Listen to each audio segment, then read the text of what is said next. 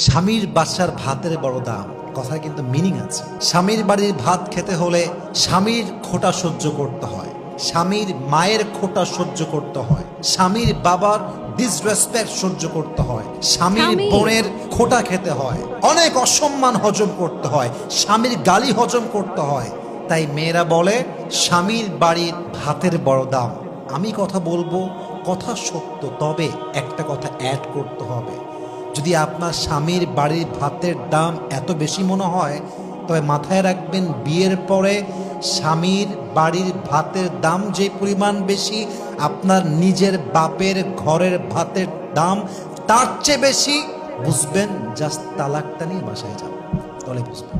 Just তালাকটা হোক, বাসায় যান, 3 মাস থাকেন, 4 মাস থাকেন, 5 মাস থাকেন, স্বামী নাই তালাক হয়ে গিয়েছে, তখন বুঝবেন স্বামীর বাড়ি ভাতের দাম বেশি নয়, এখন তো মনে হচ্ছে বাপের বাড়ি ভাতের দামই বেশি হয়ে গিয়েছে, ঠিক কিনা বলেন? একজন তালাকপ্রাপ্ত মেয়ে লিখেছে, যদি একবার সুযোগ পেতাম, একবার চান্স পেতাম, বাপের বাসা ছাড়তাম, আজীবন লাথি খাই, গুতা খাই, অসম্মান খাই, স্বামীর ঘরে বসতাম, স্বামীর ঘরে বাঁচতাম। তালাকপ্রাপ্ত মেয়ের কথা এটা। অতএব মাথায় রাখতে হবে, যদি স্বামীর অবদান স্বীকার করতে না পারেন, স্বামী খাওয়াচ্ছে, স্বামী পড়াচ্ছে, যা হোক, এটা বাসায় রাখছে তো, যাই হোক কারেন্ট বিল দিচ্ছে তো, যাই হোক খাওয়াচ্ছে তো, নুন পান্তা ভাত যাই হোক খাওয়াচ্ছে তো, স্যাক্রিফাইস স্বীকার করেন যে স্বামী আপনি যা করছেন এনাফ, এনাফ ফর মি, আলহামদুলিল্লাহ, উই আর সো হ্যাপি, আমরা খুশি আছি। এই একটা বাক্য স্বামীর মনকে প্রফুল্ল করে দেয়, শান্ত করে দেয়, ঠিক কিনা বলেন সবাই? স্বামীর যে পরিবার, বাবা মা, তার ভাই, তার বোন, সবাইকে রেসপেক্ট দেয়, সম্মান করে। এখন অনেক মেয়ে আমাকে কমপ্লেন করে যে হুজুর, আমি আমার শ্বশুরকে ভালোবাসি, শাশুড়িকেও ভালোবাসি, কিন্তু তারা আমাকে দেখলেই পরের মতো আচরণ করে, কথাবার্তা খুব খুব ক্রিটিসাইজ করে বলে, বাজে বাজে কথা বলে, আমি তো হজম করতে পারি না। আমি বলি, বোন, আপনাকে হজম করতেই হবে, হজম আপনাকে করতেই হবে।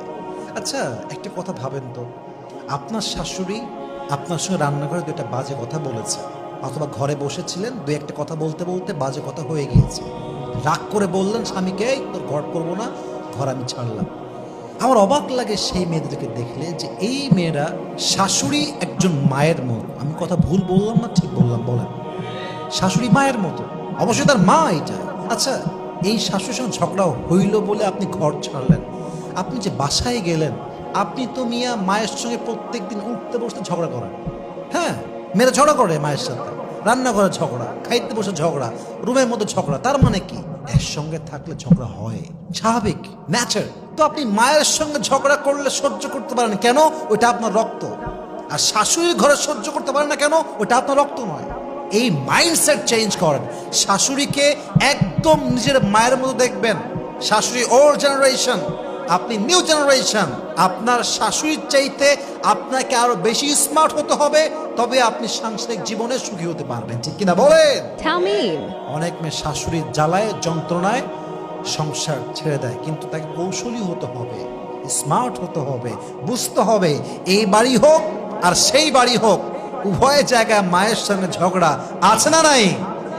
Take it easy, make it easy. আপনি আপনার হাজব্যান্ডের সমস্ত রিলেটিভসদেরকে যতটুকু পারা যায় সম্মান করবেন।